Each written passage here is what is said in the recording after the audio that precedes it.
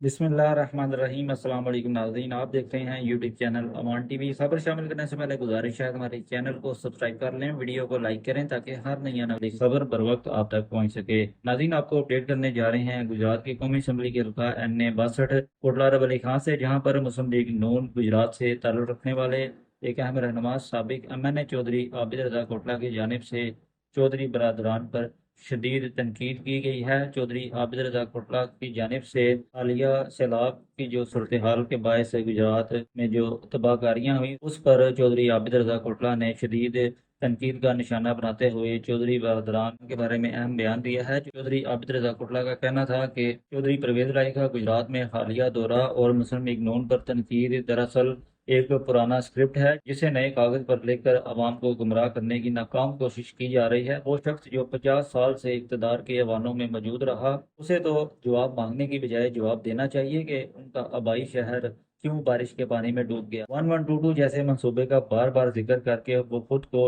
अवामी खिदमत का अलमबरदार साबित करना चाहते हैं। अगर खिदमत का जज्बा इतना ही बुलंद था तो बेहतर होता कि वो खुद ही 1122 बन जाते और अपने घर, गली और मोहल्ले को महरूमियों से बचा लेते। इश्तिहार की बजाय अमल दिखाते, और अमल तो ये बताता है कि खिदमत के नाम पर सिर्फ नारे लगाए गए। कल के दौरे में उनके साथ खड़े मारूफ वकील सलमान अकरम राजा साहब की बेचैनी और चेहरे पर जमी हुई मोहताज मुस्कान खुद गवाही दे रही थी कि ये बयानिया जमीन से कटा हुआ है और अवाम के दुख दर्द से कोसों दूर है।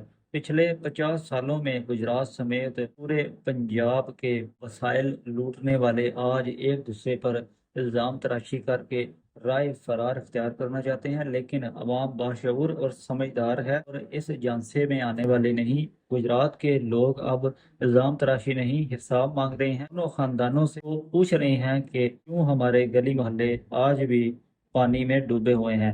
गुजरात के अवाम अब जलसों की रौनक, दामों की चमक और इल्ज़ाम तराशियों की गर्द में नहीं बहकेंगे।